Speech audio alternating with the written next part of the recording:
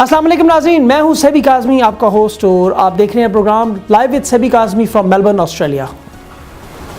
ناظرین، ابھی recently D G I S P R صاحب نے ایک سٹیٹمنٹ دی۔ انہوں نے کہا کہ میڈیا کو اپنا مثبت کردار ادا کرنا چاہیے۔ میڈیا کا مثبت کردار، اس کا مطلب کیا ہے؟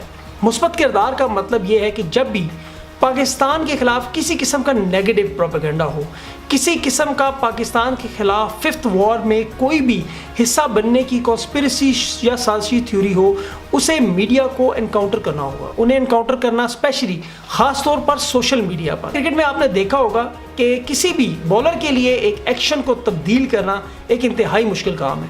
ہم نے دیکھا ماضی میں بہت سارے بولرز نے جب ایکشن تبدیل کرنے کی کوشش کی تو ان کی کرکٹ ختم ہوگی۔ فاسٹ بالرز کو تو آپ تھوڑی دیر کے لیے رہنے دیں، اگر آپ سپنرز کو دیکھیں، جیسے سعید اجمل ہمارے سامنے ایک بہت بڑی مثال ہے، جو ہی ان کا ایکشن تبدیل ہوا ان کا کرکٹ کیریئر تباہ ہو گیا۔ اسی لیے اس ایکشن کو تبدیل کرنا، اپنے ایک جنرل آپ کا جو ایک فاؤنڈیشن سکلز ہے اس سے ہٹا کر ایک نئی سکلز کو پروڈیوس کرنا ایک بہت مشکل کام ہوتا ہے۔ عمران خان کو یہ کریڈٹ جاتا ہے کہ انہوں نے اپنا بالنگ ایکشن تبدیل کیا اور پہلے سے بہتر پرفارم کیا۔ سیاست میں جب آئے تو الیکٹیبل کو ساتھ لینے میں بالکل کسی صورت میں وہ تیار نہیں تھے، لیکن جب گراؤنڈ ریئلٹی دیکھی، خان صاحب نے اس کو سمجھا اور اس کو پرکھنے کے بعد انہوں نے الیکٹیبل کو ساتھ لیا اور آج وہ پاکستان کے پرائم منسٹر ہیں۔ شوکت خانم بنانے کی بات آئی تو وہ گلی محلے میں 200 500 روپے تک کا چندہ لوگوں سے اکٹھا کر کے ایک اسپتال بنانا چاہتے تھے، لیکن پھر تبدیلی ان کے اندر آئی، ان کے خیالات بدلے اور پھر انہوں نے فنڈ ریزنگ اور بیرون ملک جا کر پاکستانیوں سے مل کر ایک بڑے پیمانے پر ڈالرز اکٹھے کیے، پاؤنڈز اکٹھے کیے، اور آج شوکت خانم آپ کے سامنے ایک نہیں دو نہیں تین شوکت خانم آپ کے سامنے کھڑے ہیں۔ یہ چیز ثابت کرتی ہے کہ وقت کے ساتھ ساتھ عمران خان صاحب نے ضد نہیں کی، اسے اپنی انا کا مسئلہ نہیں بنایا، لیکن اپنے اصولوں پر سمجھوتا نہیں کیا۔ آج پاکستان کی سیاست میں فیڈرل اور کراچی میں خاص طور پر ایم کیو ایم ایک نازک رشتے میں بندھے ہوئے ہیں۔ یہ نازک رشتہ اس طرح کہ عمران خان صاحب کبھی بھی کسی بھی صورت میں یہ جواب ضرور دے سکتے ہیں کہ اس نے مانگا بھی تو جدائی مانگی اور ہم تھے کہ ہمیں انکار نہ کرنا آیا۔ خان صاحب اصولوں کی سیاست کرتے ہیں، وہ پہلے کہہ چکے ہیں کہ ہمیں اگر اپوزیشن میں بیٹھنا پڑے تو ہمیں منظور ہے۔ ایم کیو ایم کی وہ چند ووٹیں ان کے فیڈرل کی جو پالیٹکس ہے اس کے لیے بہت اہم ہے، اور ایم کیو ایم کسی وقت بھی یہ اتحاد توڑ سکتی ہے۔ جی ہاں، ماضی میں ان کا ایک ٹریک ریکارڈ رہا ہے کہ اگر انہیں وہ وزارت نہ ملے، وہ وزارت بھی خاص طور پر ان کی نظریں اس وقت بیرون ملک اوورسیز پاکستانی فاؤنڈیشن کی جو وزارت ہے اس پر ہے، جس کے ایسے پی ایم جو زلفی بخاری صاحب اس کے بھی کرتا دھرتا ہے، جو عمران خان صاحب کے قریبی ساتھی بھی ہیں، اور اس کے علاوہ ان کی پرفارمنس کے اعتبار سے وزراء میں وہ بہت آگے بھی ہیں۔ ایسے میں عمران خان صاحب کے لیے ایک بہت بڑا چیلنج ہے کہ وہ اصولوں کی سیاست کرتے ہیں یا اپنے ماضی کے ان 3 بڑے واقعات کی طرح گراؤنڈ ریئلٹی کو سمجھتے ہوئے وہ بڑے فیصلے کرتے ہیں۔ یہ تو آنے والا وقت بتائے گا۔ ہم بات کرتے ہیں آج کے مہمان سے جو پاکستان کے سب سے قابل سیاستدان ہیں۔ پاکستان میں کسی سیاستدان کے پاس 3 پی ایچ ڈی ڈگریاں نہیں ہیں جو بیرسٹر محمد علی سیف صاحب کے پاس ہیں۔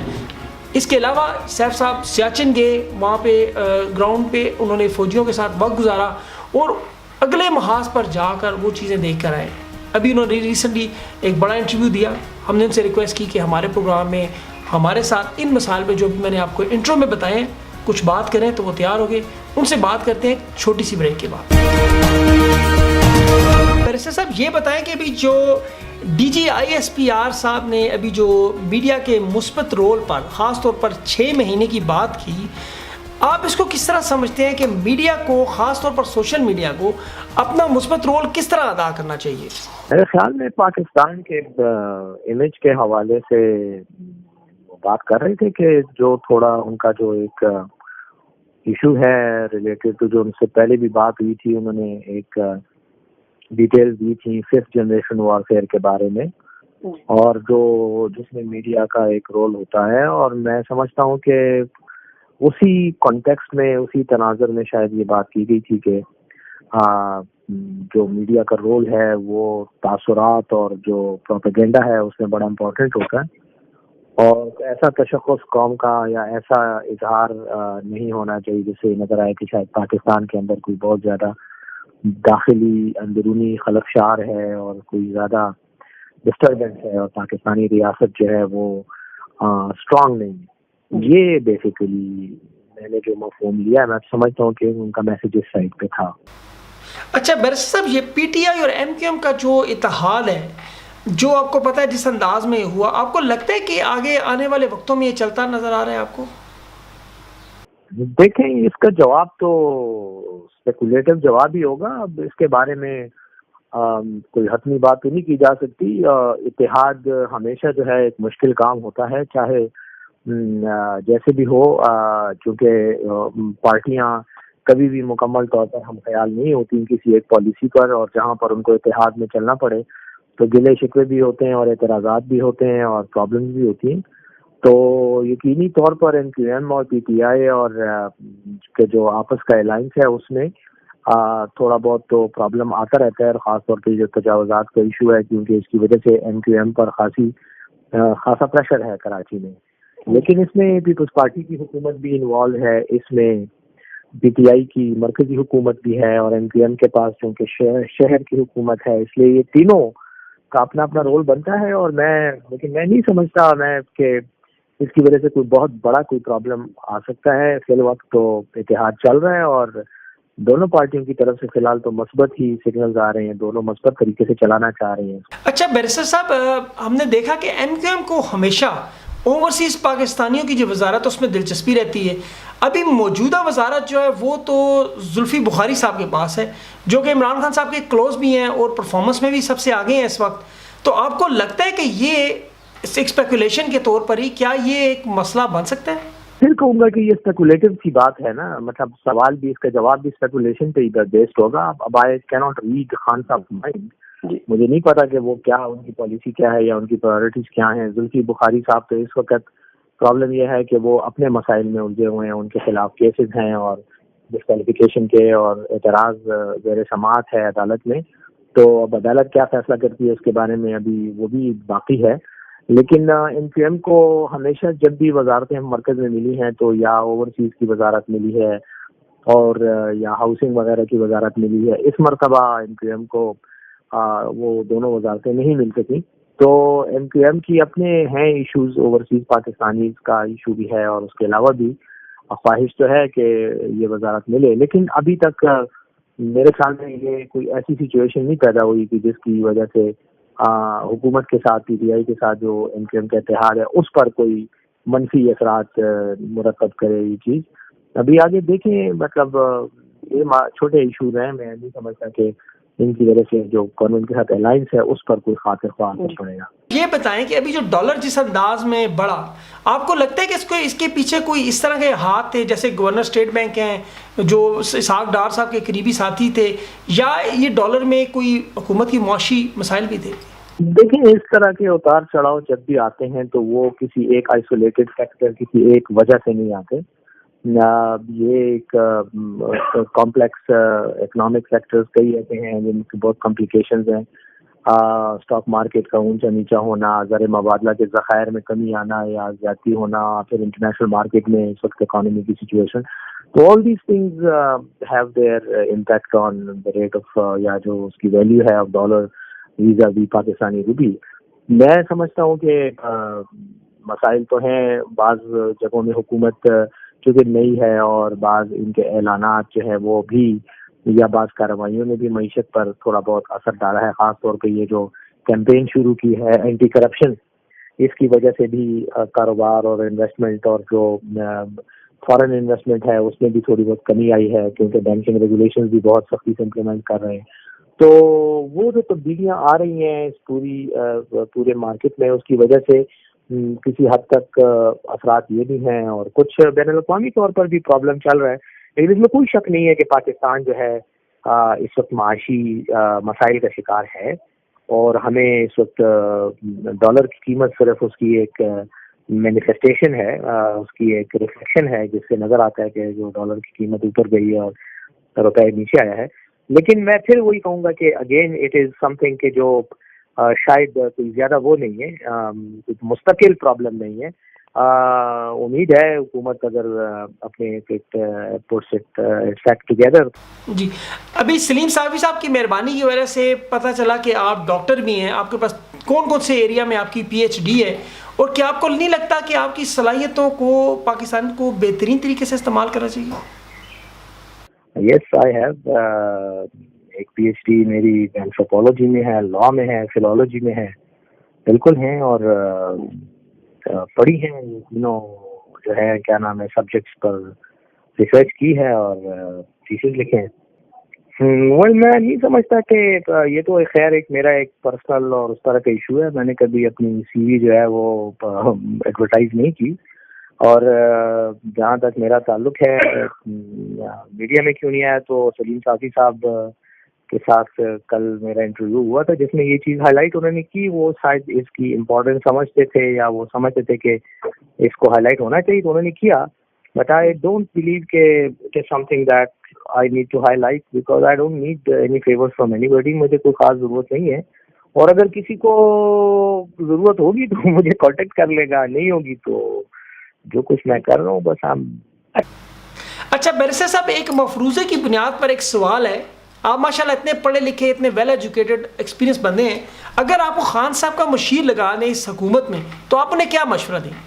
میں نے انہیں مشورہ کئی بار میڈیا کے مختلف چینلز پر دیا ہے, اور میرا ان کو مشورہ یہ ہے کہ جب انسان اپوزیشن لیڈر ہوتا ہے یا انقلابی رہنما ہوتا ہے تو اس کا رویہ اور اس کی باتیں اور اس کے ڈائلاگ ڈفرینٹ ٹینجنٹ پہ ہوتے ہیں, ڈفرینٹ اینگل پہ ہوتے ہیں, ڈفرینٹ فریکوینسی پہ ہوتے ہیں.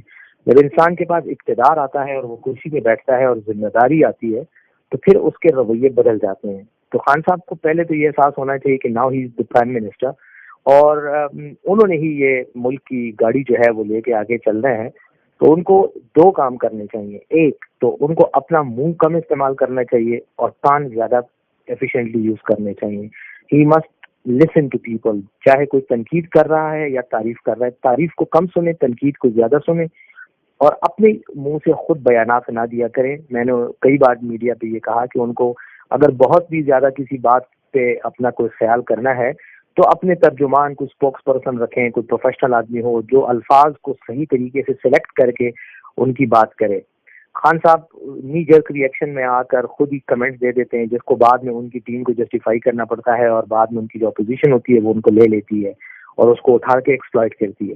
دوسری بات یہ ہے کہ یہ جو اکاؤنٹیبلٹی اور پاکستان سے کرپشن ختم کرنے کا جو ٹھیکہ ہے وہ خان صاحب نے الیکشن کیمپین کے دوران تو اپوزیشن لیڈر کی حیثیت سے بہت اٹھائی بات, لیکن خان صاحب کو یہ احساس ہونا چاہیے کہ پاکستان کا جو کرمنل جسٹس سسٹم ہے وہ بہت فلاڈ ہے, اس میں بہت زیادہ سسٹمک ڈس آرڈرز ہیں, سسٹمک فلاز ہیں. ان کو ریموو کرنے میں ٹائم لگے گا. یہ نہیں ہو سکتا کہ وہ جو ہے فوری طور پر ان کی حکومت سنبھالتے ہی اور وزیر اعظم کا اوتھ لیتے ہی جو ہے وہ مسائل حل ہونا شروع ہو جائیں. ایسا نہیں ہوتا. یہ صدیوں کے, سالوں کے عرصے پر مبنی پرابلمز ہیں, اور ان کو ریموو کرنے اور ایڈریس کرنے میں بھی ٹائم لگے گا. اس لیے خان صاحب جب بار بار کہتے ہیں کہ میں کرپشن کروں گا, لوگوں کو لٹکاؤں گا, تو وہ اپوزیشن لیڈر کے طور پہ تو ٹھیک تھے, لیکن وہ اب بینگ اے پرائم منسٹر وہ ان کے ساتھ اب نہیں جچتے, because they create more problems for ہم then solving those problems, resolving those issues. تو میری رائے یہ ہے کہ وہ اس قسم کے بیانات نہ دیں. He must let the national accountability bureau and جو جوڈیشری ہے, کورٹس ہیں, ان کو چھوڑے کہ وہ ان کے ساتھ کیا حشر کرتے ہیں. بس وہ یہی کہیں کہ جی میں نہیں برداشت کروں گا اپنی ٹیم میں, اور آگے کا جو ہے وہ کورٹس جانے اور وہ جانے. ہاں ان کو ایڈمنسٹریشن پہ اور جو گورننس میکینزمز ہیں پاکستان کے جن کے اندر پرابلمز ہیں اور جن کی ایک ریفلیکشن جو ہے وہ کرپشن بھی ہوتی ہے, because corruption itself is not a problem, it's a manifestation or reflection of an issue, of a disorder. So he must address the system اور اس کو ٹھیک کرے, اس کو ریکٹیفائی کرے, اس کو امپروو کرے. تو میرے خیال میں یہ کرپشن بھی ختم ہو جائے گی اور باقی چیزیں بھی آہستہ آہستہ پرفارمنس جو ہے نا دیکھنی شروع ہو جائیں گی. میری تو رائے ان کو یہی ہے کہ وہ چپ رہے ہیں. اور دوسری بات یہ کہ ایک جو خان صاحب کی آخری جو پرابلم ہے جو اس کی وجہ سے ان کو پرابلم ہو رہا ہے, that is the selection of team. He has just got a coterie of friends around him as his advisors. یہ ضروری نہیں ہوتا کہ آپ کے دوست آپ کے اچھے ایڈوائزر ہیں. ایڈوائزر کے لیے آپ کو ایسے لوگ چاہیے جو اپنے ایریاز میں ایکسپرٹ ہوں. بے شک آپ کا ان کے ساتھ کوئی پرانا تعلق نہ ہو, آپ ان کو لیں, ان کو یوز کریں. جن لوگوں نے آپ کے ساتھ زندہ باد مرد آباد کے نعرے 20 سال لگائے ہیں وہ بہت لائل ہوں گے آپ کے ساتھ, بڑے اچھے لوگ ہوں گے, لیکن ان کا رول اب ختم ہو گیا. اگر وہ آپ کو اب گورننس میں ہیلپ کر سکتے ہیں تو ٹھیک ہے, otherwise tell them to enjoy their time as members of National Assembly or Senate and competent لوگوں کو لے جو معاملے کو آگے لے کے جا سکیں اور ان کے مسائل حل ہو سکیں. جی ناظرین، آپ نے آج کا پروگرام دیکھا، آپ نے بیرسٹر صاحب کی باتیں سنی. انہوں نے آخر میں ایک بات کی کہ ہمارا لیگل سسٹم بڑا فلاڈ ہے، اس پہ بڑا ٹائم لگے گا. خان صاحب کو شاید اپنی حکومت سے پہلے کی جو سیاست تھی اس میں اور حکومت میں آنے کے بعد اس سیاست میں فرق کرنا چاہیے. اب یہ سوال عوام کے سامنے رکھنا چاہیے کہ کیا آپ لوگوں نے عمران خان صاحب کو ووٹ اس لیے دیے تھے کہ وہ حکومت میں آ کر بدل جائیں اور باقی جو پہلے ماضی میں حکومتیں آئیں ان کی طرح ہو جائیں، یا آپ لوگ وہ انصاف، وہ کرپشن کا خاتمہ چاہتے ہیں؟ اپنے فیڈ بیک سے ہمیں ضرور مطلع کریں اس پروگرام میں. اس پروگرام سے مجھے بتائیں کہ آپ لوگ کیا سوچتے ہیں. کیا واقعی بیرسٹر صاحب کی باتیں صحیح ہیں یا عمران خان صاحب کو واقعی اس پہ سوچنا چاہیے؟ پروڈیوسر کمیل حیدر کے ساتھ سیبی کاظمی کو اگلے ہفتے تک کے لیے اجازت دیں. خدا حافظ.